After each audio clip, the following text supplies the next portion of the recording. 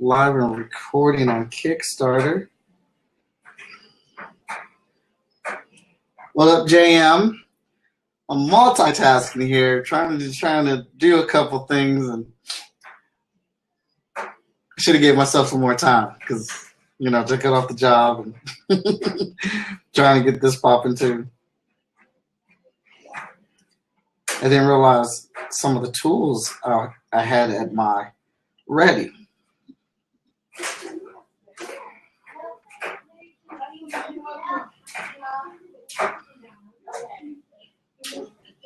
Let's see here. Boom.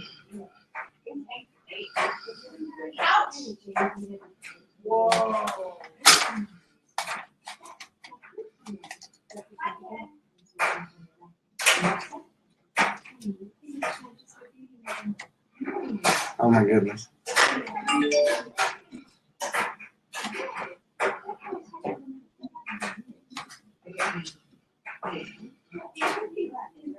All right.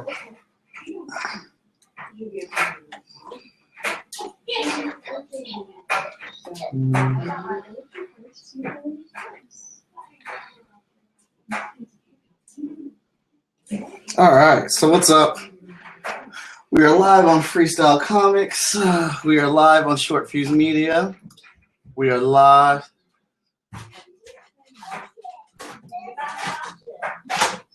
Oh, that's awesome. That's really, really awesome. Technology is cool, especially when it works.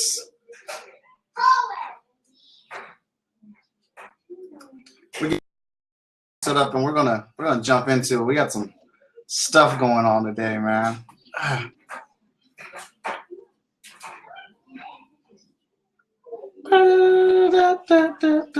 Kickstarter, how you doing?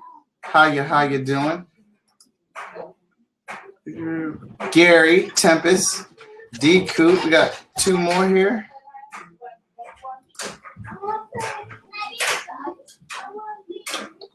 I think this is taking a second to warm up. I'm just getting used to this thing. Pin a link or message for viewers. That's cool. Share this event. Selfies. What are selfies? Q&A. This. Oh, okay. We got questions. Oh my God, this thing is cool. So, I'm Mike Watson. I'm the publisher of Short Fuse Media. I'm the owner of Freestyle Komics. I'm the most exciting person in comics who has pizza on his shirt. And I'm the Super Mad Brother as well. This is the first Kickstarter Live video that I am also ricocheting off the Short Fuse Media page and the Freestyle Komics Facebook page.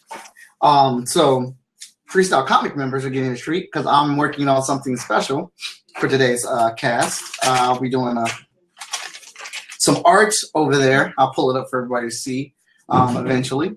And if we get this, if we can get this popping, I'm gonna have some guests on the show.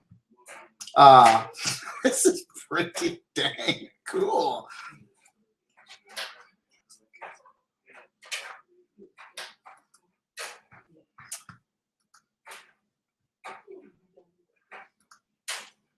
Yeah, so this is pretty dang cool. Share on my timeline. Hey, Mike, did I just interrupt your live? Danny Cooper in the building on the Kickstarter Live. Yeah, there's a bunch of cool options on here, Danny, and trying to get it to populate automatically on my Facebook page because it does that as well. Nice. All right, let me see here. This is a pretty Danny Cooper, for those of you tuning in. And Tempest, I won't forget that you said you got a question over there. I will be answering the question. I apologize for the rocky start. This is the first time on Kickstarter Live, and I'm kind of excited by the little toys and features we have here. I think it's waiting for me to do one little confirmation thing over on the Facebook page. And then that will let me see here. Looking for it. This is I'm trying to look for tools myself here.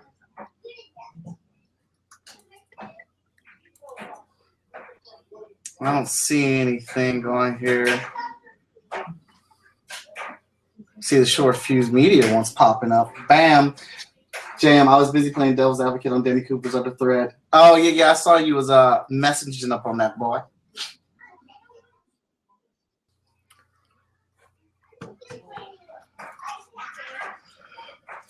All right, I'm not seeing any alerts. It's not popping up. I'll have to try and test that another time. I'll just leave this up, see if it's going to do something or not. Let me see here. Let me try it again. To send this broadcast, will be delayed about 3 seconds. Hey, Mike, to give you a heads up, you're getting like crazy feedback on your live video for Short Fuse. You might need to put headphones in. Yeah.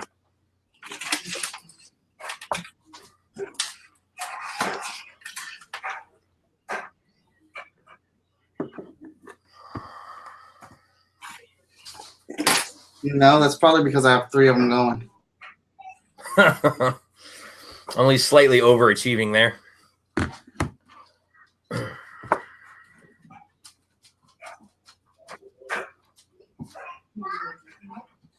going to try this one more time. If it doesn't work, I'm just going to scrap it. It says please follow instructions on Facebook, but ain't no instructions popping up on Facebook.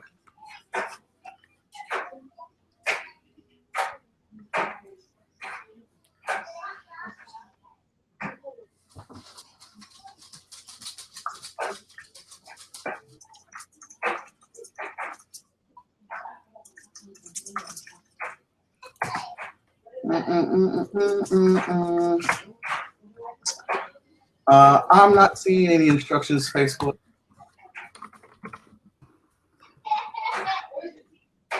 So we're just going to cancel that. Oh, that was going to pop up, but it never did. So, oh well. All right, so there we go, there we go. So, again, we'll do those intros again. My name is Mike Watson.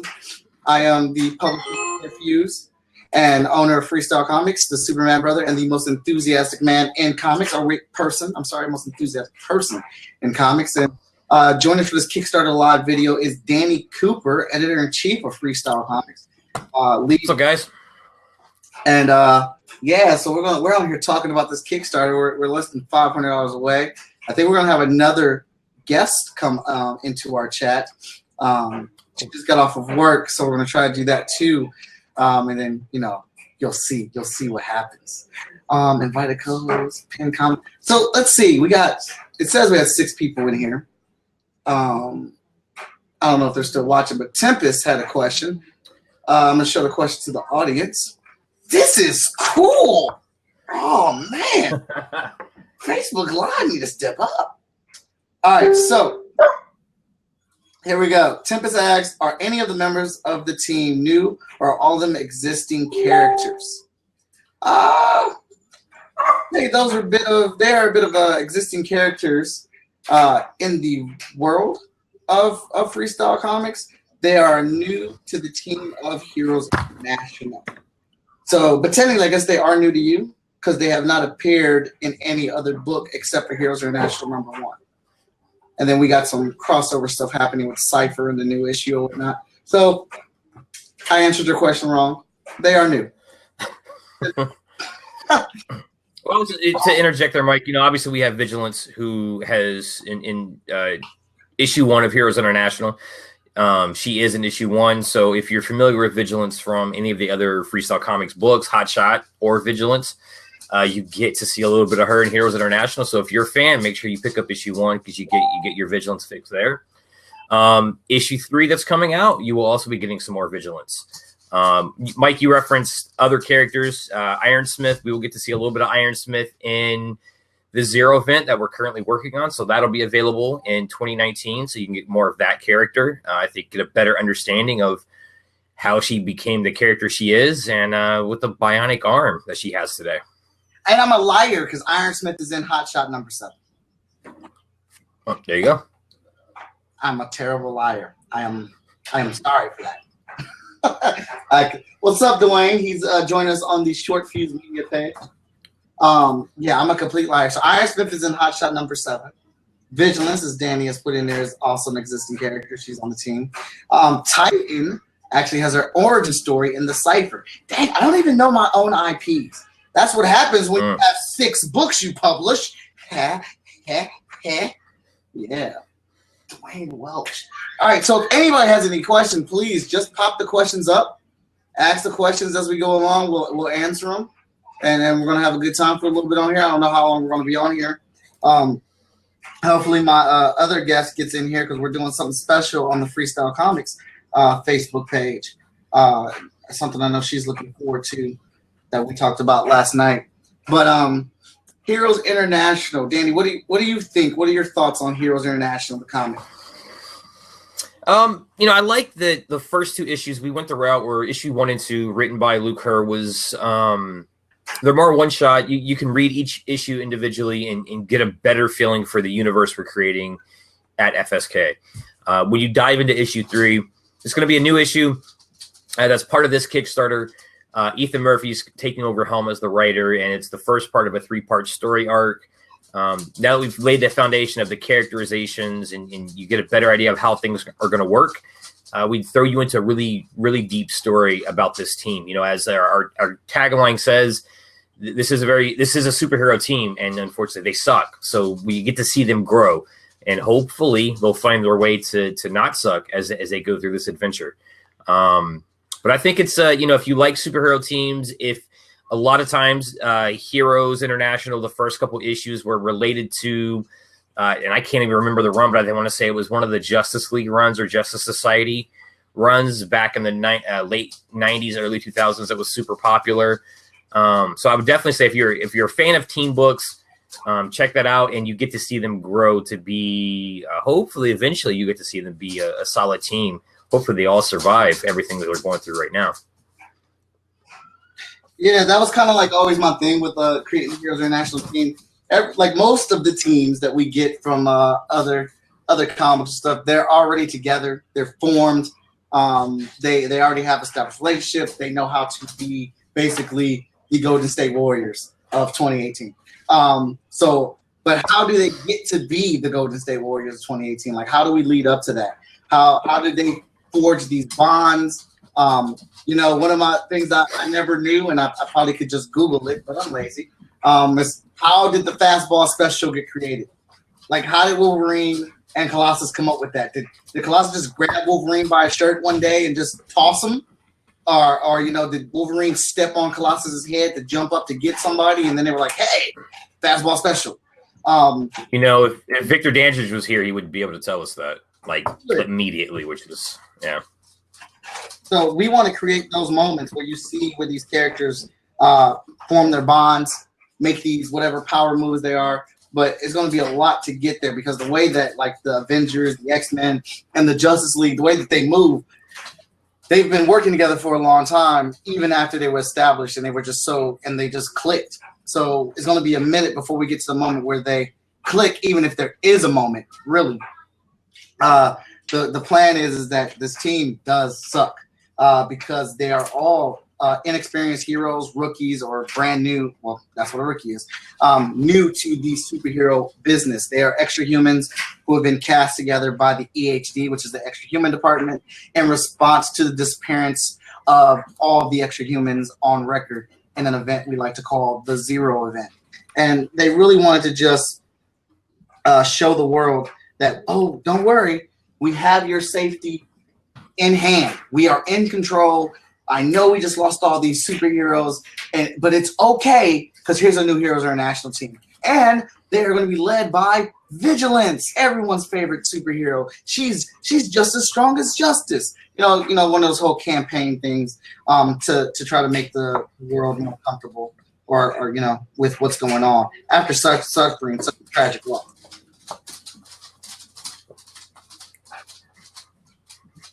So Dan, do you have a favorite character from Heroes International, Danny? Good question. I think I'm kind of torn between three.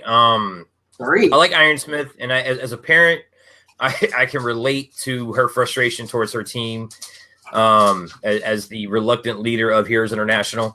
So I can relate to Ironsmith on one hand. On the other, I really like Nimbus. Mm. There's a specific moment in issue 3 that I think I don't know. Not sure if it's something we've ever seen out of a speedster before, but I think it's a pretty funny moment. And I have this odd love-hate relationship with Hugh-Man. He's terrible, and I kind of love to hate his character.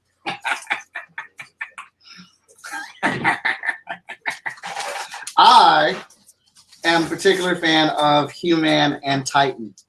Hugh-Man and I share bellies. We both have guts. And I think that's pretty cool because outside of this gut that I have a pretty amazing figure. I have track legs to die for. My arms are not too big and not too small. I got great waist ratio. So Hugh-Man's in really good shape except for his gut. And I think that's very awesome. It's funny you say that because I was a legit thought earlier today. I was like, man, if I were to ever cosplay, because I saw some random video pop up in my feed of this skin tight, really awesome Spider-Man costume. And I was like, man, I wish I was super skinny and fit so I could wear that. If I wore a cosplay costume, I'd freaking look like Hugh-Man with my dad bod. So, yeah. Oh, shoot. Yeah, so if you're watching the FSK page, I'm actually working on something, drawing on the trendy iPad that I've been having a blast with learning and getting comfortable with. But my second character is Titan. I really, really, really do love Titan. So honestly, probably Titan is my number 1 character on Heroes International, and Hugh-Man's my number 2 character. But Titan is actually reborn. You know what? I'm not going to tell you that because actually I have a little drawing thing here. I'm going to pick 1 or 2 characters from this, and we'll talk about those characters. But as far as favorites, Hugh-Man, Titan's number 1. Hugh-Man is number 2 for me. Now, I like a lot of the characters because a lot of the characters are relatable, whether that be in appearance or personality-wise. There's a lot of personalities that clash on this book, and it creates a lot of tension amongst the characters, arguments. And these things are very relatable because you've worked on a team before, right, Danny? You lead a team at your job. You're a supervisor. Mm-hmm. Yeah, correct. So you know how those things can be. Tell me, obviously without using any names, tell me a situation at work where you gave some instructions and they weren't followed by your team, and what happened briefly. Oh, geez, man, you hit me with the interview spot of like a job interview. Basic questions there. It's just sometimes it's small stuff that, sometimes you're in a situation where you don't have the time to give a full context to why something needs to be done a certain kind of way. And in the big picture is just, you go do this now. And that doesn't happen the way you needed it to, when you needed it to happen. I previously came from a production environment in my career, and that can have impacts and create bottlenecks and things like that. So, when that occurs, someone not following directions, you not taking the time as a leader to fully explain what needs to occur, why it needs to happen, you got a lot of cleanup on the back end. You've got to not only fix it, but still meet the original deliverable. So I think that that's something that relates very strongly to some of what happens with Heroes International, where they're trying to do the best they can. They don't do it the most efficient way possible. They'll get the mission done. They'll do what they can to be heroes, but there may be a lot of cleanup afterwards, or some bad press, which if you've seen any of the teases, I believe, for the cover of Heroes International 3, you get a good idea of what that looks like. Yeah, the cover for Heroes International 3 is one of my favorites. It captures exactly like the scope of this team. Like, I wonder, is that possible? Do they have if they would have had that on here, man, that would have been great. I don't think it's an option. I'm gonna have to really play around with this, man. I wonder. No, can I? Nope. I was just seeing if I could like share my screen. Now, Facebook does do that now. They do that. But all right, so let's see if we got any more questions. Oh, we got another question. JM asks, are there any, wait, let me show the audience. Why should I just get to have it? All right.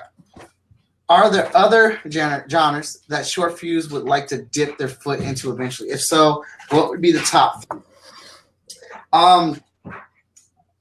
I know we want some type of manga, robot anime style type of series. I know that for a fact. People have thrown around the idea of the horror. I'm definitely against that one. But you know, if that's what the people want, who can fault the people if that's what they want? Those are two of them that I know right now. And I think we need to get a couple more kids titles. Pinkwig and the Prime Patroller right now is crushing it. That book sells very, very well. So it's definitely in our best interest to get a couple more children books directed towards them.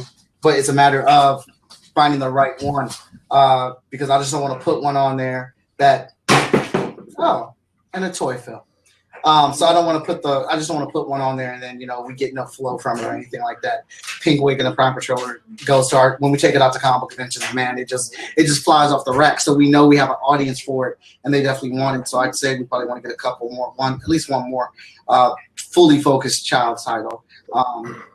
I don't know what would be one. I don't know what they want to do with horror. I know a couple ideas have been tossed around, but I'm all about the whole mech anime robot field for some comic books. We got another anime book or anime influenced book called Emerald Quest that is in the Ducks waiting for its chance to shine as well, or waiting for its time to premiere. But so that's where we're at on that. Yeah, I would definitely say, you know, in regards to a children's title, I agree with that. I think that's a great idea.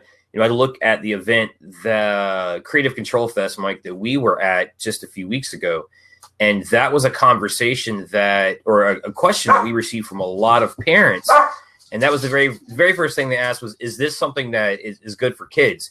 And, you know, I know, you know, your response was, I think was a great comparison. If you're fine with your children watching anything from the Marvel Cinematic Universe, they're perfectly fine to read these titles. But I agree with you. I think something that we could quickly point them to say this, you know, absolutely, this is a 100% all ages friendly title. It's not just all ages friendly, but it's aimed at children. I think that would be a good direction for us to have a title or more titles for that. You know, it'd be good to have someone come to one of our setups at a convention, and if mom, dad, and kids can walk away with something, I think it's a good move. Yeah, I tell you, that's a real good feeling when you get somebody that actually comes out and buys the store out. And we've had that happen once or twice at a few of the shows, especially Chicago. We had people come over and just buy a whole smorgasbord of books, and I'm talking like over 20 books purchased in one buy, and they get a whole wide range of them. JM, thanks guys, good to know. No problem, JM. Let's see, we have another question. Nope. You guys can please keep the questions coming. That's a part of this stuff. We're reaching out. I want to hear what you guys have to ask. Say, I mean, you can ask us anything about the Kickstarter.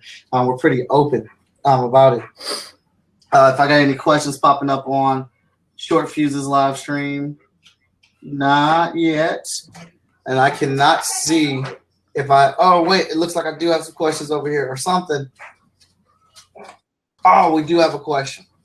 Let me unplug that carefully. My setup right now for this phone is kind of ridiculous. What are you? Oh, what am I drawing? I am drawing. It's a secret. If my other guest gets on here, I will reveal what that is, Justin, or you'll be able to see what it is when I draw more of it. Oh no, This is what happens when you can only read half your phone. I'm drawing on an iPad. I'm using what is it?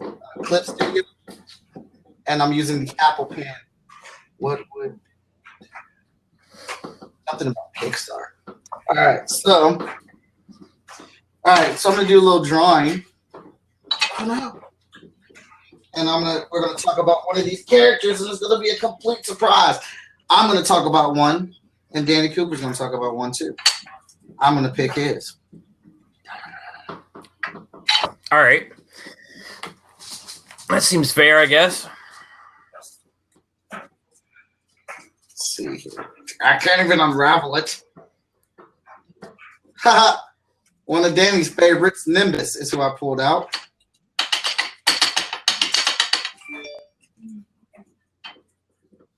Let's see here.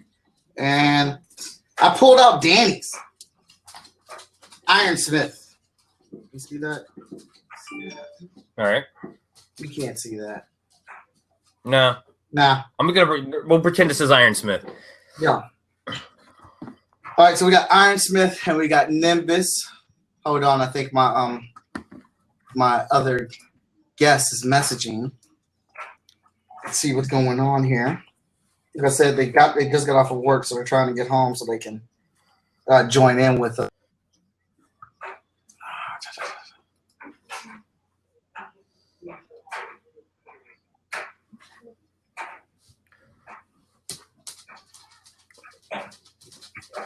Okay. She was trying to connect from your home. Okay.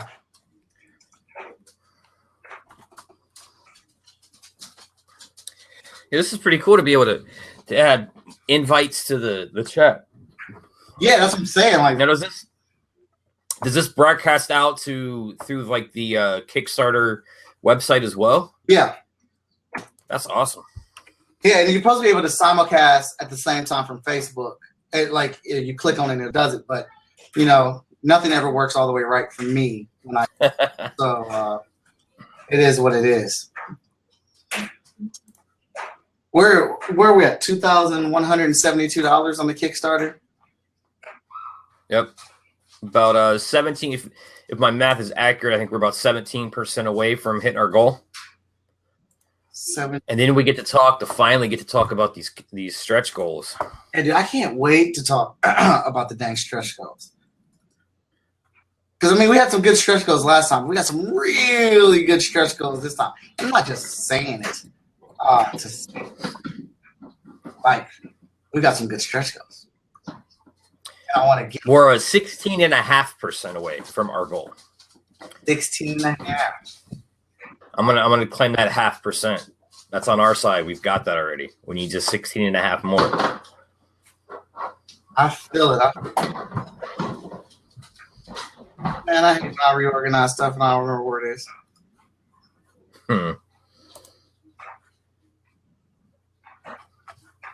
All right, hold on. Danny, why don't you talk to us about the creative experience of working on the Heroes International book, starting off as the letterer and then becoming the editor? And I wouldn't even say it started out as the letterer. It started out as the letterer in waiting. When we started, we were with a different publisher. We had another letterer lined up and assigned to the book. At the time, I had come in to work on Vigilance. That was the only title that I was working on at the time. And we started to slowly fall behind on our deadline. So we were faced with, as I kept telling you jokingly, I'm ready for that hot tag. I'm ready to jump in. Just let me know when. I'm ready. So the hot tag came through. I jumped in, got to work. We met our deadline, had the book done on time. I'll say that it's been an interesting experience because I've been fortunate to work on Heroes International 1, 2, and 3. Issue 1 was the art was done for the most part. Script had been written. Primary edits had been finished, and it was kind of, here's your script, do your letters. As you know, this is part of what led to me taking over and on the editor role was going through the art and going through the script and, Hugh-Man should be this color. And, this doesn't transition right. Or, we need to flip this panel because the movement's not right. We're missing this here. That's really what, some of what happened with issue 1. And then into issue 2, I took over as editor as well as letters on issue 2.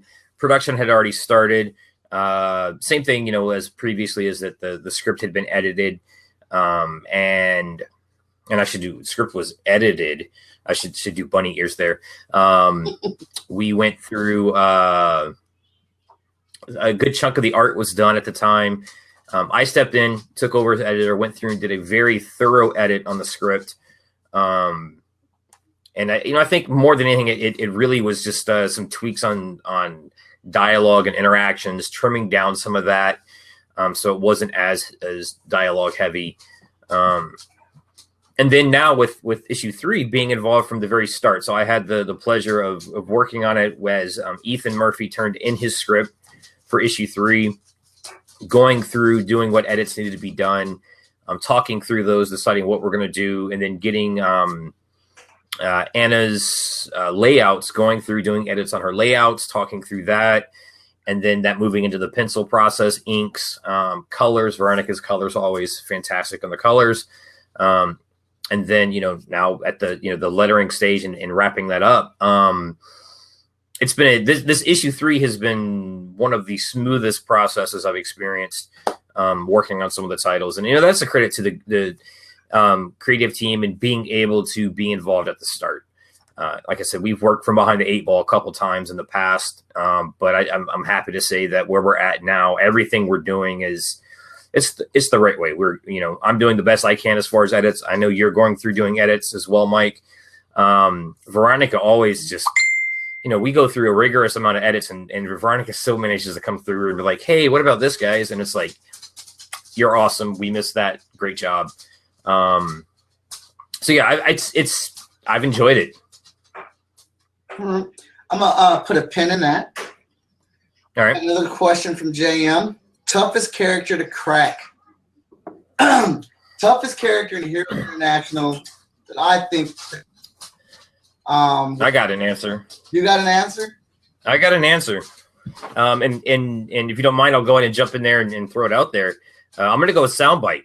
One of the challenges you can run into is, Heroes International was created, if I'm not mistaken, correct me here, Mike, Victor Dandridge helped create Heroes International way back when he was plotting out what happened in the Zero event, writing the first story arc of Hotshot.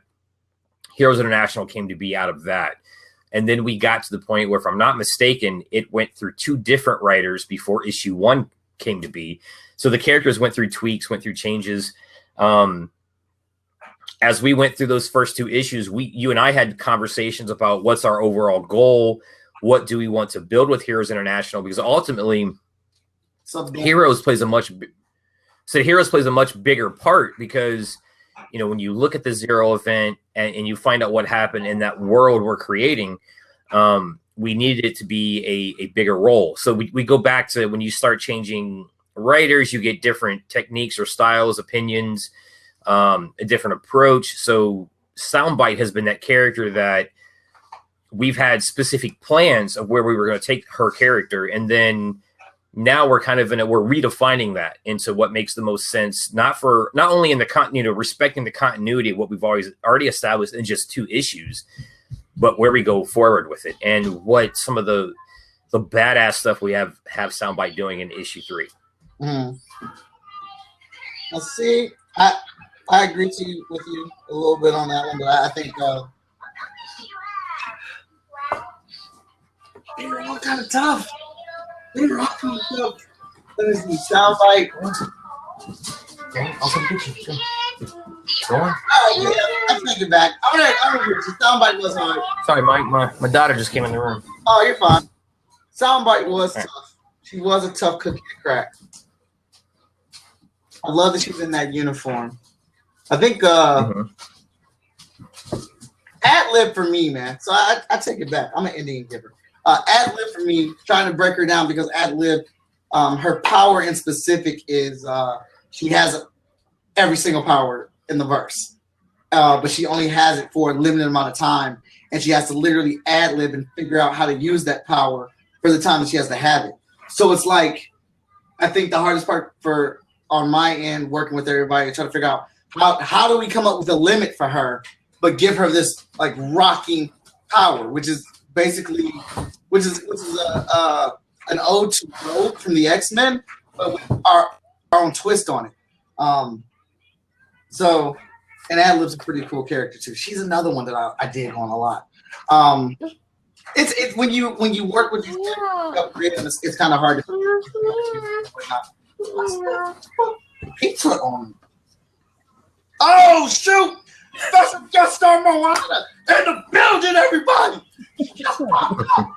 You ain't see it coming. It's a crossover, baby. Yeah.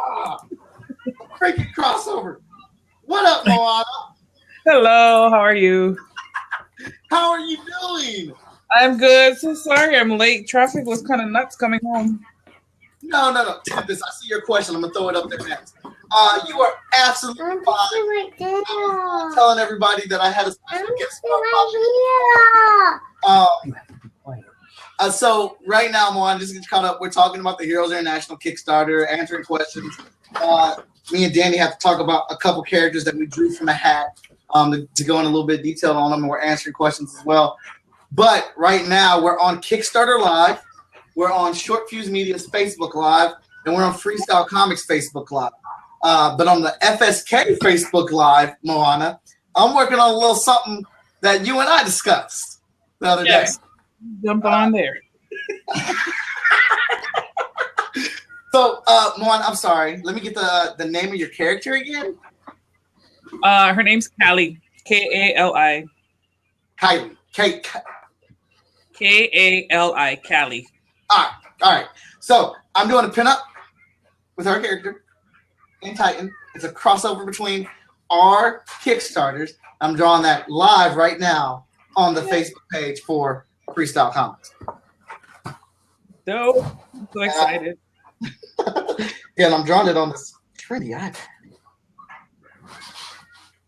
All right, so let me see. Tempest has a question. And then once I answer this question, we're going to talk about, but I'm going to let you talk about your Kickstarter for a bit before we jump back into what we had going on.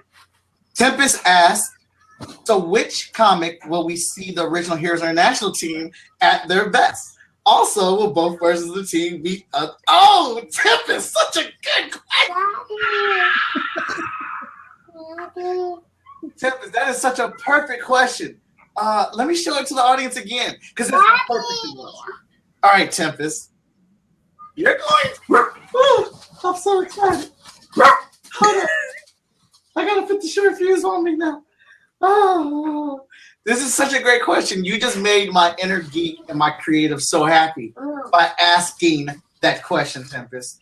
You're going to see the first Heroes International team in, wait for it, Zero Event number 1, which we are currently working on right now. It is being written, scribed by Victor Dandish, who's making his return to Freestyle Comics with this book, and breakout talent Mike Lancet is drawing it. And oh my goodness, he is drawing an illustrator's wet dream on this book. Okay? It's fantastic. So that's when you're actually see the first Heroes International team, and like why they are the legends that they are and whatnot. You're going to see these characters are going to meet again. We have an event coming up. Well, not coming up immediately, but that we're plotting to on the diagram track for this one event called Zero Event Emergence. And we can't do Zero Event Emergence until we do Zero Event, so you can see the location and where all this stuff comes from. And in talks with Victor Dandish yesterday, or not yesterday, last week, we're going to be doing International Legacy, which are going to be shorts, showing you more action and more adventures of the original Heroes International team. So I'm going to say that you asked a question. I don't think there's going to be a better question, but you guys and gals are more likely to try. So please ask questions, but this by far is my favorite question that Tempest just asked. People in here with me. I don't know how to see. Sorry, my dogs are barking here. But what's up, Gary, Tempest, David, Burning Spear. I can't see the other 3 people. This is my first time on Kickstarter Live. I'm really digging it though. Bam. New selfies, or just turn on selfies. Yeah, I don't know. I don't know what that is. I don't want to break the site. So I'm gonna leave that alone. Let us know if you guys got any more questions. But right now, our guest, Moana, I'm gonna let her talk about her Kickstarter because this is a crossover. Hi guys. Okay, so I'm on the spot. So our Kickstarter is called the Wildcard Chronicles. It's an Afrofuturistic look at the world that takes a different slant. In our world, Africa, the entire continent, all 54 countries have united to become the world's superpower. And our story follows a young street racer named Nuri, who is an heir to the noble house of a place called Tekken City. And he must figure out how to take over his family legacy, how to ascend to the throne of the house, while also figuring out who is responsible for his father's disappearance. So just like Heroes International, our story is made up of a very diverse cast of characters from all different cultural ethnicities. Our main goal with the campaign is to raise awareness for heroes of color and heroes from varying backgrounds, lots of diversity, inclusion, and very strong characters, both male and female. Some stories you'll see they don't give they don't give equal light to the characters. Of course, you'll see some characters take the spotlight in different books. But this will be an ongoing series. Our current Kickstarter is for the second issue. We fully funded the first. We totally paid for our first issue ourselves. It's something we have done, and we're on the convention circuit. So maybe you guys will get to meet us in person. That's the favorite part for us, is meeting our fans and getting to talk to you guys and go more in depth about the story and everything. So. Thank you guys for the opportunity to be here. I always love talking about the book, so yay! Awesome. I'm about to find I need to grab a link from you. I can. Let's see. Can you put a link in there for us? I can. I'll put it. Yep. And I see Gary's online, and Gary has already supported our campaign. Thank you, Gary. Yeah, David. David just jumped in our Kickstarter Lab. What's up, David? Actually, Moana, let's get you on some of these Q&As that have already been asked us. I like that you bring up that you're very big on that with your very strong, diverse roster of characters. That's exactly what we have going on over here at Heroes International. We're very, very big on anyone can be epic at Freestyle Komics. Doesn't matter your shape, your size, your color, or your sex. Everyone should have the chance to be an amazing superhero or a dastardly villain. Powers don't pick, ultra sexy bodies only. So I'm a very big advocate of female characters getting light, and I feel like we have a very strong roster of female characters in Heroes International. And honestly, and Danny can correct me if he disagrees, or we can argue about it. I feel like the women are the backbone of the Heroes International team. Yes.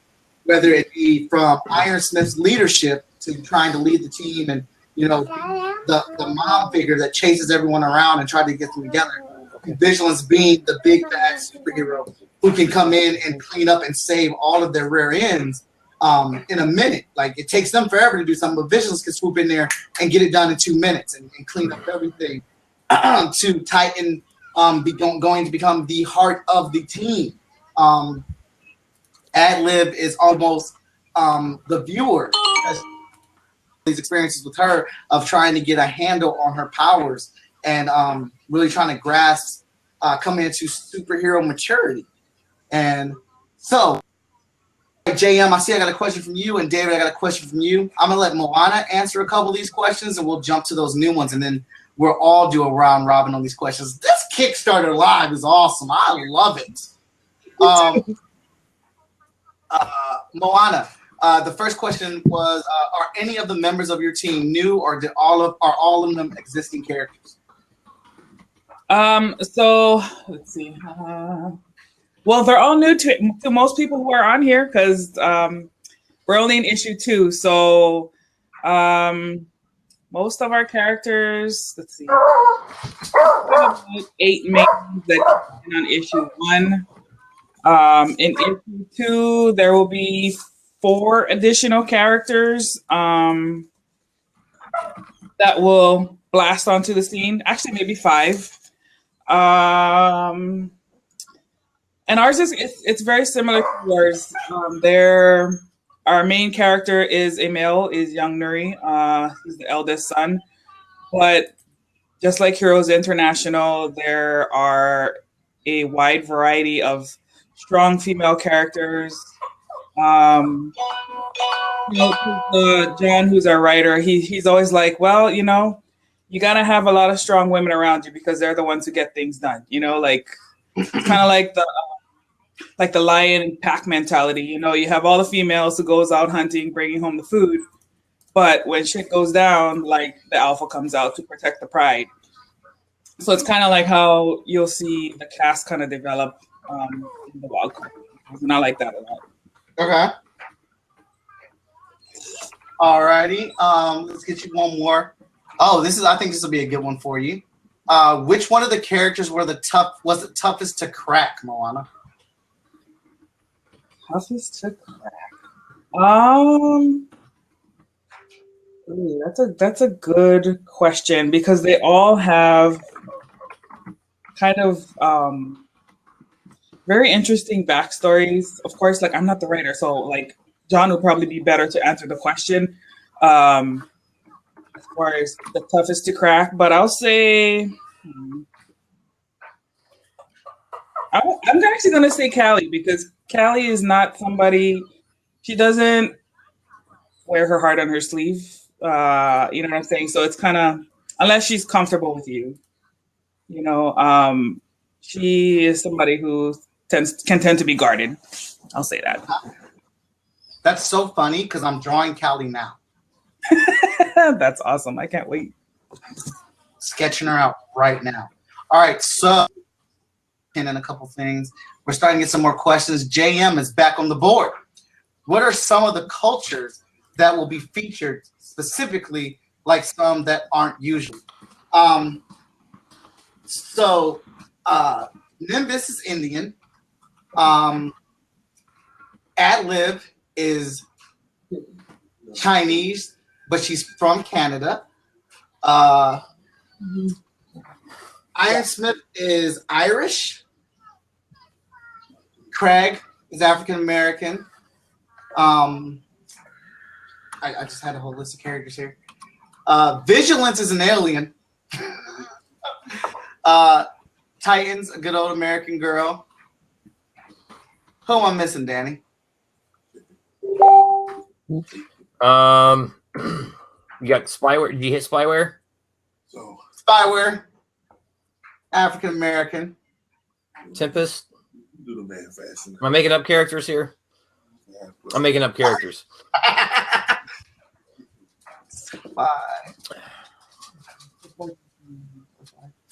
So we got some of those. Obviously, we're going to explore more characters as we introduce new characters to the scene, but that's what we're starting with right now. Soundbite is a New Yorker, so I mean not so, but Caucasian. Oh, not for sale. All right. Let's see here. Okay. Trying to get Mo on that second here, so we can get her feedback on that question. Well, what's the question again? Sorry. No, you're fine. What are some of the cultures that will be featured specifically, like some aren't usual? Okay, so let's see. We have obviously Callie is native Hawaiian. Let's see, Tiger or Thiger, like Tiger, but like being Thai from Thailand. She is Thai, and Black African American mix. We have Zoltana. Zoltana is actually like Cherokee Indian and East Indian. So she has that mix as well. We have Lala Capriati. She is Egyptian and Sicilian. Nuri and Matthias are obviously African American. Try to go through the list here. Oh, we have Jean Yu. She's one of the characters that's coming into issue 2, and she's actually Korean. I think off the top of my head. Let me go to my cheat sheet. Who else have we got? Oh, James Santos is Hispanic, Latin American. We have Jaji the Queen. Jaji the Queen is Puerto Rican. I think those are the main ones for right now. And the interesting thing about some of the characters in our book is that they're actually inspired by real life people, in our community. So we're trying to represent the different cultures, but also inspire people to see and identify with the hero within themselves. I mean, because really heroes are just people who go above and beyond to help the community around them, to protect the people around them, and to just kind of stand up when nobody else is helping, really. So that's one of the goals that we want to do, is help people to see the heroes within themselves so that we can make better communities. All right, that's what's up. Okay, Danny, you want to take the next question? From David here. So I think he's got a 2-part question, and I think the second one is really the question we answer. But yeah, David, glad to hear that we're always coming out with something that's catching your attention that you absolutely have to have. It's good to hear. It tells us we're doing what we're supposed to be doing, and our goal is for that to not stop anytime soon. So a prime example right now, 16.5% away from hitting our goal. Once we hit that goal, we're announcing, we're going to be announcing, sorry, my daughter's sitting here with me. We'll be announcing our stretch goals. And I am pretty sure once we announce those stretch goals, there's going to be more things that you absolutely have to have. So that's good. I'm glad we're doing things we need to do. Moving on to David's next question. I don't know if I'm able to show it or, so his question is, okay, legit question. How can someone like me who doesn't have a lot of money throw around to help independent artists and publishers? Overall, what can you do? It's non-monetary. For my opinion is help raise awareness about our properties. If it's our publishing company, you mentioned you love what FSK is bringing out. Help raise that awareness about FSK. Help share. Honestly, a share to a Kickstarter for us is extremely important. Facebook has a lot of algorithms. I personally have like 1,500 friends, and I know whenever I make a post, not everyone's going to see that. So another example, one of our writers on Heroes International, I've got like 1,500 friends. He's got like 900. We only have 88 mutual. So shares across the board is going to help raise that awareness and circulate that and help, word of mouth. It's what helps tremendously. Okay. So I think that's really important. Testimonies, if you speak about a product that, with really anything, any products, if you give that referral and you speak highly about it, prime example, Mr. Watson here, I don't know how many video games this guy has got me to buy just because he's ranted and raved about how great it is.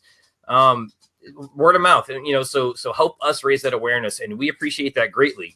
I had someone just last night, like almost 1 o'clock in the morning, came to me and, I sent out a friend request on Facebook. We had a lot of mutual friends. And the next thing I know, they've shared the Kickstarter, reaching out to us on possible working in collaboration with FSK in the future. And to me, that says a lot when someone's willing to support the product. They're completely not really attached to creatively. but they're a fan of it. It says to their mutual friends that they trust that product, that company. So yeah, you know, I don't want to beat a dead horse, but yeah, I think for me, that's the biggest thing that you can do.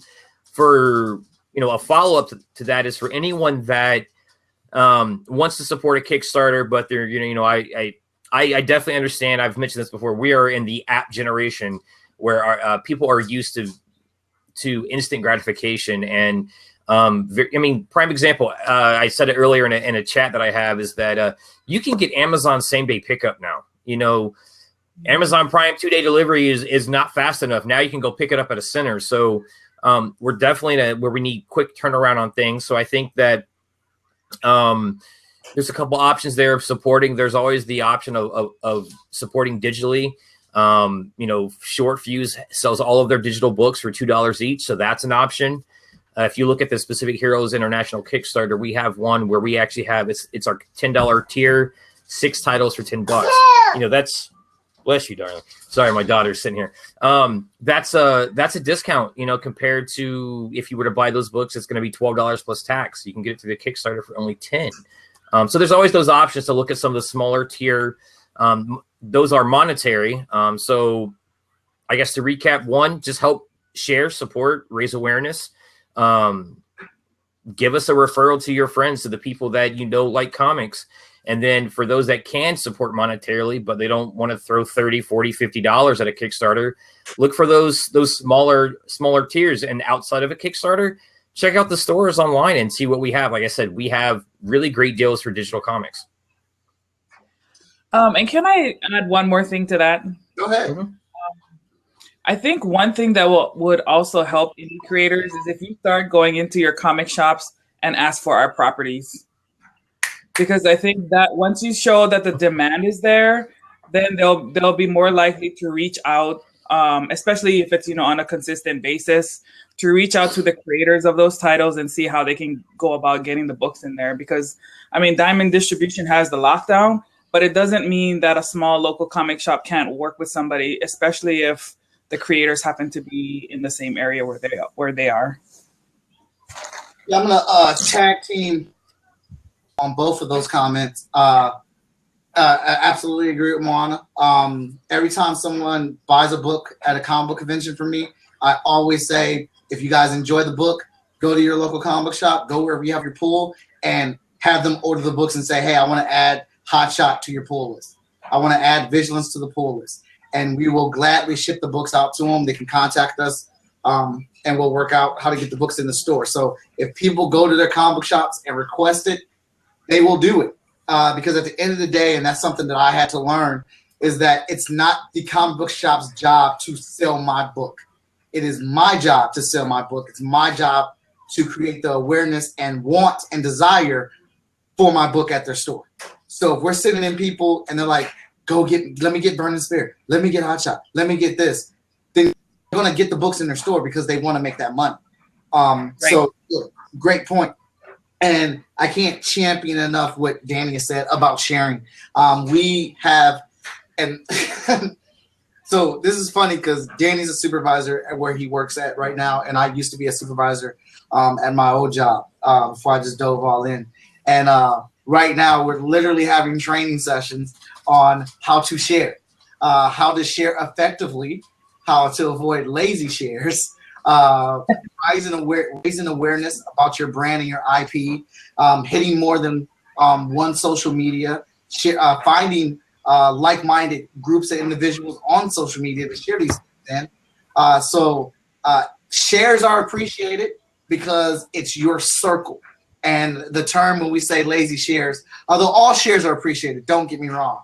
But when we say you just click share and you don't add anything to it, you got to think when you're sharing that, you're introducing us to your audience, to your niche, and they're not going to care or understand what it is unless you advocate for us. And if you advocate for us, then they know that you have some type of buy-in on it. And you're like, hey, I mean, there are probably a ton of people that respect your individual opinion, and they're like, hey, if that person likes that, there's a chance I might like you too. So I can't advocate for those answers any more than I already have. Great answer. We got another one from Tempest. whether it be any what ifs, alternate timeline comics in the Tempest, if you keep up with any of the other Freestyle Comics titles, by the way, David, I apologize, but I don't, because we keep coming up with stuff for you to get. I'm sorry, buddy. Like Danny said, that's the job. And I'm so happy that's your response. That's awesome, man. Thank you so much. But Tempest, if you keep up with the rest of the Freestyle comic books, Hotshot number 7 and 8 in specific has opened up the gates to exactly what you're asking about. So pick those up. They're available on the shortfusemediagroup.com website. You can order those today. Oh, this is awesome. I'm sorry. I'm having like a great time on this Kickstarter Live. Hey, please keep the questions coming. We will answer them as long as we're here. We're on Facebook Live. I'm checking. Hey, and Mike, just to interject, Samuel, I'm probably going to pronounce your name wrong. Daly. Samuel reached out to me last night. He shared our Kickstarter, and he instantly reached out to make a networking connection, and I appreciate that. Sharing that with his audiences was great. Thank you very much. Like I said, we appreciate all that, man, because that's how we're going to get out here. That's how people are going to want our books. That's how we're going to create demand for our books, by reaching new circles. And it is appreciated. JM said inking and toning, and trying to think of some more questions. No problem, JM. Thanks. We'll check on those comics in the future. Yes. JM, David wants to know what you're working on. Moana, you might want to check that Freestyle Comics page. It's starting to take some shape. Take some light. Yes. And that's another thing that I enjoy, man. The dad vibe. I love drawing awesome characters, man. I am all about it. Little tidbit about me, because I'm a huge advocate for diverse characters, obviously, and female characters in comic books. When I played video games, I didn't realize I was doing this for that specific reason. But I got tired, like the games where you create a character or you pick which character you want to play, I would end up choosing a female because I got tired of always playing with a guy and seeing a guy do things. Yeah. John Lee. Yeah. So I'd be like, man, how dope would it be if I played this RPG and my character was a girl and she just kicked everybody's ass? So like, let's go through. Knights of the Old Republic too, Mike. I remember we were young, early friends at that point, and that's one of the things that stood out to me is that the character you had created and you were playing with was a female. And then I think it was on to World of Warcraft. After that, you played with some female characters as well. Yeah, I just got tired. It's like, it's cool because like guys can do that stuff too. We're everywhere. We're in everything. Males are just, it's adopted in pop culture and fantasy and stuff like that. I'll be right back. You're good. But it really became apparent to me when I had my daughters. And then I'm making these comic books and stuff, and it's like, I can't be an advocate for these type of things and then not create these type of characters for them myself. Plus, I just was tired of not seeing it, which is where Vigilance came from. When we dropped Vigilance #1, and at the first show, that book sold like hotcakes. We sold like 300 issues at that first comic book convention when we released that first issue of Vigilance. And it was crazy because just casual con goers would walk by and the cover would catch their eye and it pulled them back. It's like, hey, you don't see that every day. I'm like, no, you don't. Buy it. So we're all about that. We're all about that. Checking the Q&A again. All right, we're still good. No more pop-ups. But I say that because I'm drawing Kylie, and I am enjoying it so much. This character is really cool, and she's not the typical looking character, and that's what's awesome. It's always fun to draw something that's different, and I think her and Titan would get along real well. I think so too. So here's the thing about Moana. I think she's really cool. She's a dope person. So like, I was doing a live stream and I shared it, and then like she popped in there and then like she immediately was all like interacting with us on the live stream. You know, she went over to our Kickstarter, supported it, and I thought that was dope. And so then she did a live stream because I immediately friended her because we were talking about toys, and she was like, "Yes, you go for your toy idea, do it your way." And so I immediately friend requested her, and then I saw she was doing a live stream, so I jumped in, show support, and then I saw she was doing a Kickstarter, so I jumped on. I was like, "All right, what you working on?" And I was like, "Oh, this looks dope too." I was like, "Dang it! All right," so I'm coming out my pocket, supported her, and like just since then we've just been bouncing back and forth off of each other, and she got emotional on one of her live streams, and I respect her hustle. I'd say we've known each other like what, 2 weeks? And yeah, maybe.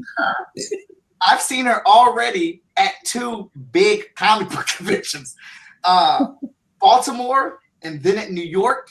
She's always promoting. Like when I go to her page, she's just championing their idea of their book and what it's about, and you know, just trying to reach out and hit this goal. And I was like, man. So on her last live stream, I was like, you know what?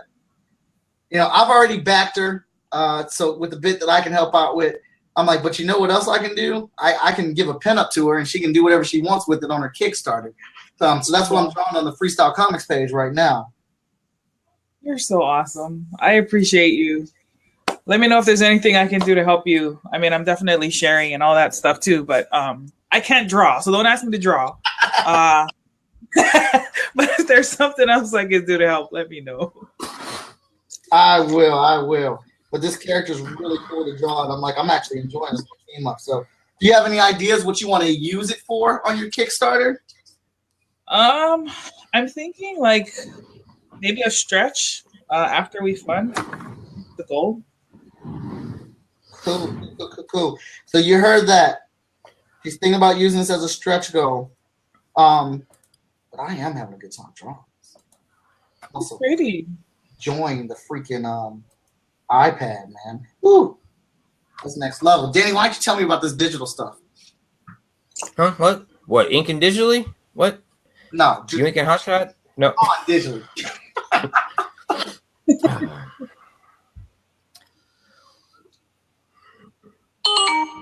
Just watching it.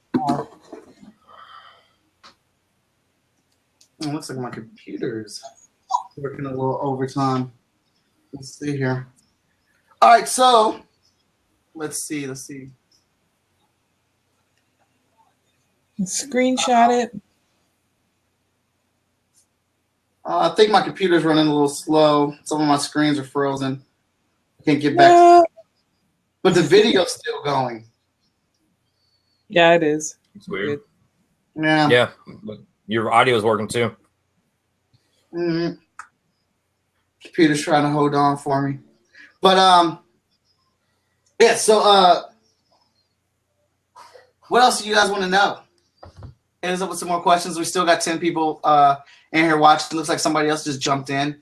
I want to tell you about the stretch goals, but I'm trying. I got to keep it a secret. I had to keep it a secret until we hit. If you guys can, guys and gals out there watching and listening, please share this. Share our Kickstarter. You know, we've been very this and that whole process of sharing, so we can get to this goal. Because the quicker we get to this goal, the quicker we get to the stretch goals. And I am so thoroughly excited to get to the stretch goals, like you don't even understand. Big thing. We're excited in general for this Kickstarter, just because now this introduces Heroes International, or premieres Heroes International for to the Short Fuse family. We've been rocking right now with Hotshot and Vigilance. Hotshot is at 10 issues. Vigilance is at 3 issues, and now we're coming with another Kickstarter that has 3 more issues to another extension of the Hotshot verse. Nimbus is a very because remember, Danny, we're supposed to talk about these characters. Oh yeah. I forgot about that. We're having such a good time answering questions. Moana, you can do that too. Like grab one of your characters, a random character, and break them down a little bit. Nimbus is one of the youngest characters on Heroes International. He is a speedster. He's of Indian descent, and he's a good kid at heart. He thinks the world is covered in candy-coated roses. He's going to get some rude awakenings. Let's say he's always thinking of being the helpful person. He's never like on guard. And he's a little timid with his powers of being as fast as he is. So he's definitely unsure of how to use his powers, as you'll see blatantly in issue number 1, of how to use his powers against someone. Because he doesn't want to kill people. He doesn't want to hurt anybody. He's just out here really to save lives. And one of my favorite scenarios in Heroes International's number 1 is you get this team of powers, and it's like, all right, how do we use all these powers to quell this situation? How do we use all these powers effectively and put everyone in use? And that's kind of a dilemma because they all have such different powers. So Nimbus grabs heart, one of those wheelbarrow things, and he starts scooping people up in the wheelbarrow and taking them to safety. He doesn't want to carry them and hurt them from the force of him running. So that wheelbarrow lets him go fast enough to where he's not hurting them. So it's like little things like that that our characters have to figure out and solve. So it's not just like, because he's not the Flash, because the Flash can do what? I mean, Flash can do basically everything. You know what I'm saying? With his powers. Nimbus doesn't know his limit, and he constantly stepping on eggshells. Nice. Danny, you had Ironsmith. So, talking about what I like about Ironsmith specifically? Yeah, just giving us some background about the characters, some deets. Okay. Well, first, Mona, it's my pleasure to back the Kickstarter. Actually, I thought I'd already backed it, so I apologize that I had not.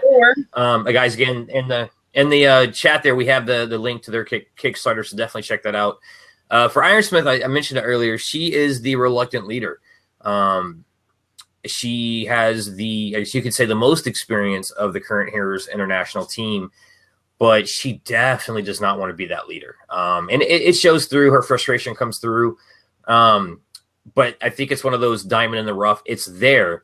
She's very reluctant to accept it, and she's going to have to grow into that position. You know, I look at my I'm sure if you go back to any of my employees as a first-time manager, I'm sure they would agree that 22-year-old Danny wasn't ready for that. So, you know, you got to grow into that. You got to make your mistakes and learn from them. And I think we're seeing, you know, we have a team, we're seeing their journey, but each individual character has to go through that growth and journey.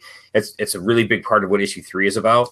Moving in that full story arc is them growing not only as individuals, but as well as a team. You know, Ironsmith's no different. We are seeing her grow as a leader, and she's going to struggle. She's going to make big mistakes. She's going to make bad calls.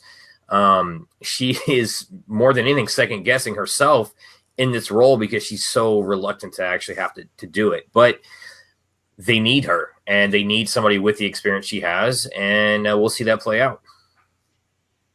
Awesome. What about you, Moana? Who you got?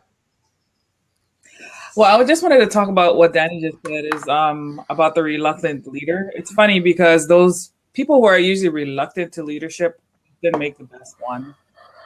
You know, like I find that people who are like all about the title and not really taking the responsibility serious, like what it really means to lead a team or, you know, a group or whatever, they're usually the assholes.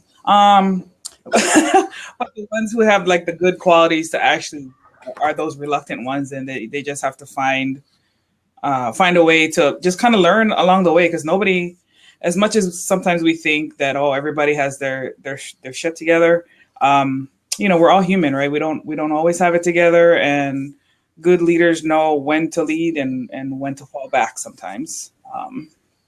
So I just wanted to talk about that a little bit.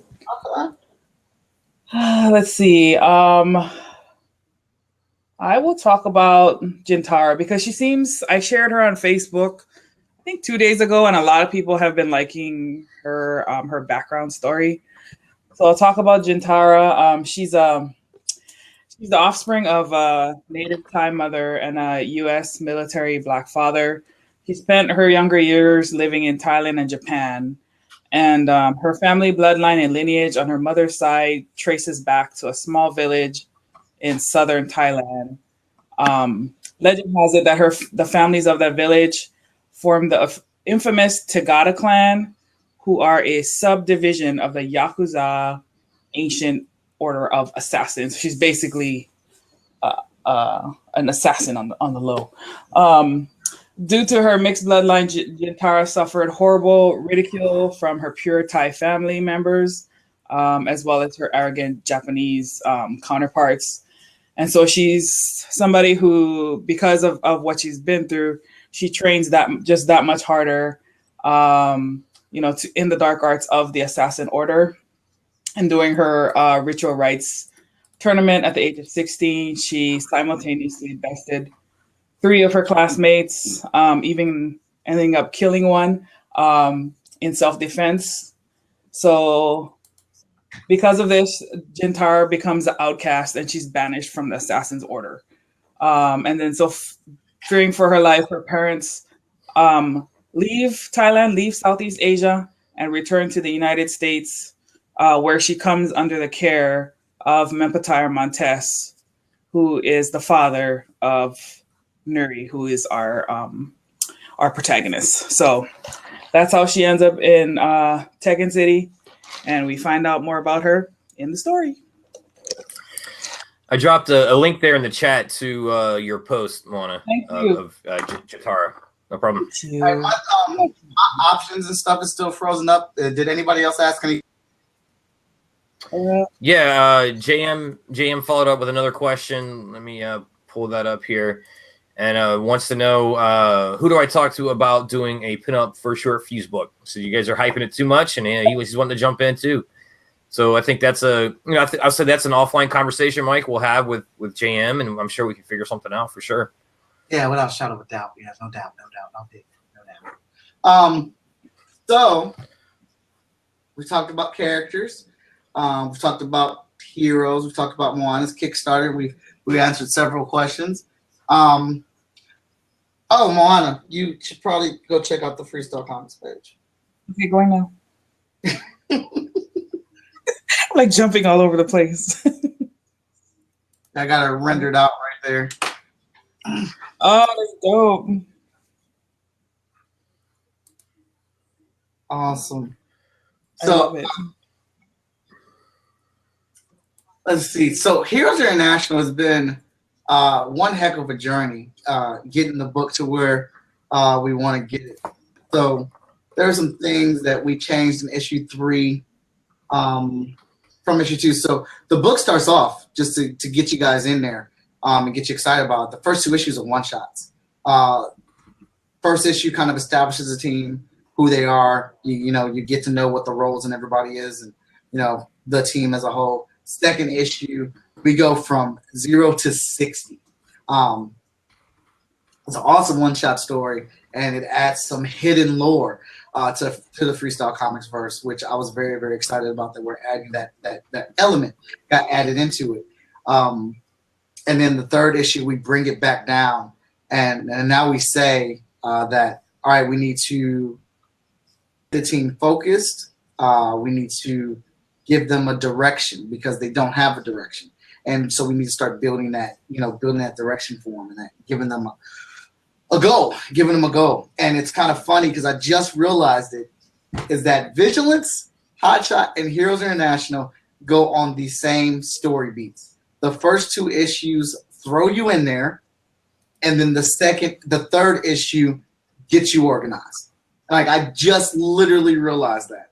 And I think that, to me, that's hilarious. You guys and gals probably don't think that's funny, but I do, because I didn't realize that's what we did, and it wasn't intentional. It just literally happened. Danny, what's one of your favorite saves as an editor that you've done on the book for Heroes? I'm gonna say it's a scene in issue 2, and kudos to kudos to Luke, for what he wrote the page, and Quinn McGowan for the way he threw the pencils down and inks for it. So issue 2, to not give too much away, is about a prison break-in space. And there is one specific scene of several supervillains breaking out of this like super max prison. And the way it's illustrated was just fantastic. So what I really enjoyed about it was not just editing it, but the ability to actually get the letter of the page, because it's one giant, it's a full splash page, and we've got these circles representing the different panels, which are all connected, showing where it's coming throughout the space station. Some of the characters are twisted and turned, and they're not right side up. So I got to be a little creative with the lettering. We've got different characters, so the ability to play with the fonts, to really illustrate the different the voice of those characters. So that, for me, that's probably been my favorite page throughout the so far. Well, I would say that's been my favorite page through issue 2. I've got a specific favorite moment from lettering in issue 3, also with Soundbite. There's a moment of Soundbite using her powers, and got to get a little creative and really lay down some what I think are some great letters on top of Anna's artwork and Veronica's colors, and was able to play with that and work it into the art, make it part of it, and which is is always a goal of mine when doing letters and sound effects and things, is try to make it a part of the art, not just kind of slapped on top of the art. Can't always do that, but definitely found some opportunity in issue 3 for that. Awesome. I love that scene of, and you were talking about the same one, when all the like that being put together. I think Luke really did knock that off the park with how he orchestrated that and designed it. Actually, page 1 of that, the opening scene with the title font, credit box on it, that's my favorite page in Heroes Renation. Really? Okay. My favorite thing about 1 is the old school style of the introduction of the characters with their name and who they are in the ship. So it gives me callbacks to X-Men 90s. How they used to always do that with the characters, no matter how many books you read, they always reintroduce the characters for you. And we said we were going to do that one time, and that was it. And we have not done it again. Favorite thing about issue 3 is Anna D'Amico's style of drawings, and not the way she draws the body types. So that the way that she draws the body types, I absolutely love it, because each one of the characters were truly different in size and scale, and that is my favorite part about that book.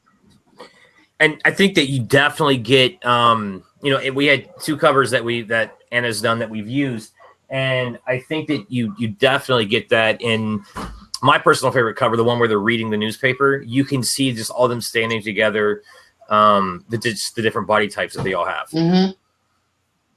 And it's not just, it's not muscles or anything. It's just real life body types that we see all the time. And if you look back there's that poster that Danny has on his wall of the Heroes International team. That looks great back there with that Freestyle Komics logo. Let me see here. I'm going to see, because my thing is still frozen up, and I'm going to see if we have any more questions. D-Coop, do we have any more questions? Yes, there's one. It's from David. Okay. When do we get, this is a little off topic, so feel free to skip it, but when do we get the Zero event books? That's never off topic.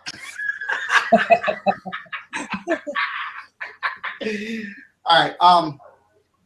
Zero event isn't scheduled to release till early next year. Well, no, mid next year. So it will be a pretty big deal for us.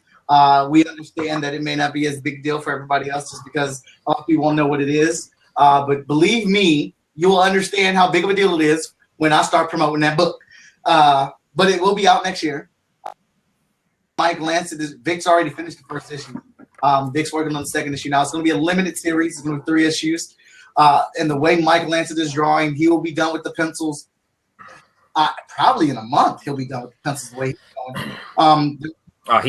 yeah, he's making great headway. And David, just to give you a nice tease, I threw a link to Lancet's Instagram page. He's doing a really good job of teasing the pencil. It's just absolutely gorgeous pencils he's working on right now. You can go over there and check out and get a good sneak peek of what he's laying down right now for the Zero event issue 1. And while you're there, definitely take a look at his book that he's working on as well. Mike's I've been a fan of Mike's artwork for quite some time. So definitely check out what he's got. But he's bringing some beautiful work to the Zero event. Yeah, absolutely agree. But Zero event will be out next year. New issue of Hotshot will be out next year. New issue of Vigilance will be out next year. New Heroes issue will be out next year. Basically, all our books will be out with fresh new issues next year, inclusive of the Zero event. So we're very, very charged up about that. But trust me, as long as you follow us and keep up with what's going on at Freestyle Komics, you will know when the Zero events drop. You don't know. All right. One, I'm having a heck of a good time drawing this, man. Oh my God, yay. To the ladies, I'm gonna call this a night out. That's what I'm gonna call this. Ooh, I like that. Do we have any more questions? Probably gonna wrap this up. Oh yeah. JM Hunter, Moana, how important was it to have characters based on island culture? There's a lot of mythology untapped. Example, Maui is a mythical figure. Both our cultures and other island people share. Let me click show. Yeah. Oh, of course. I feel like it's very important to have heroes of islander culture because Pacific Islanders, I feel like, so I'm originally from Hawaii. There's so many different little island chains in the Pacific because it's such a huge expanse of ocean. Not just to talk about the characters and the culture, but also to, well, it's a culture too, but talk about like the navigating society that these people were. Like if you think about how vast the ocean is and the fact that they could get back and forth between these island chains and navigate by the stars so skillfully, you really don't hear about them enough because that's just the way it is. So I feel like to have heroes that stem from that powerful culture and raising awareness for that expertise is really important. Actually, right now, if folks don't know, there's a voyaging canoe, which is basically called the Hokulea. And they're on the outrigger canoes, and they actually circumvent the world. I'm trying to remember. I think they might be at home at rest right now, but they actually travel all around the world, going to different ports, and they switch out crews in different parts. But they're all navigating by the stars. There's no. Well, they go on Facebook Live, so they have that. But all the navigation and all of that is being done with the stars. So it's kind of bringing a resurgence in the culture and raising awareness of Pacific Islanders. And so actually I dance for a hula group here in the Washington, D.C. area. Our teacher, or our kumu is the title. He has different dance groups. Obviously the main one in Hawaii. He has one in Japan. And then he's just starting one here in the Washington, D.C. area. And we're getting engaged with the Polynesian Voyaging Society. Next year, we might even be traveling to New Zealand, I think, to meet the crew when they land in port there. Actually, last year, was it 2017? Hokulea landed down in Virginia. And so they had a big ceremony there, lots of all the different Hawaiian and Pacific Islander groups in the area met the crew when they came out. It's always a big celebration. Pacific Islanders love to celebrate. They love to eat and have lots of fun around food. But I think that's really, really cool. It's because like when I was growing up, I didn't know too much in terms of like having Pacific Islander or Polynesian heroes. But like Hunter said, Maui is one that kind of most Polynesian peoples will identify with. And I know there was like varying opinions about how they portrayed Maui in the Disney animation. So yeah, you know, there's some people who are more sensitive, others who are not. For me, I take culture very seriously. So I don't like to offend other people's culture. I might do it on mistake. And if I do, please correct me, because I don't want to perpetuate anything that is incorrect, for sure. But yeah, I love island peoples. I love all peoples, really. Go ahead and give me. I think the pencils are done. Okay, cool. Yay. All right. If there's no more questions, I'm gonna wrap this up because I got to get ready for another podcast. Wait, any more questions? Nice. Love it. Awesome. I will ink this up on another level. Yeah. But Dan, you're the best.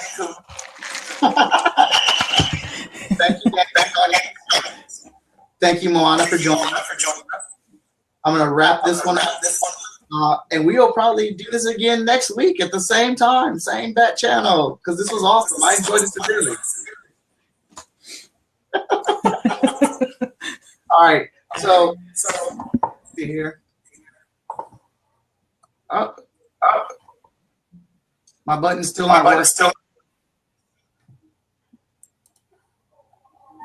Maybe have to close the page and see if that closes. How? So you may have to just close out the page. There should be the. Oh yeah, there's a stop broadcast button. Yeah, just hit stop.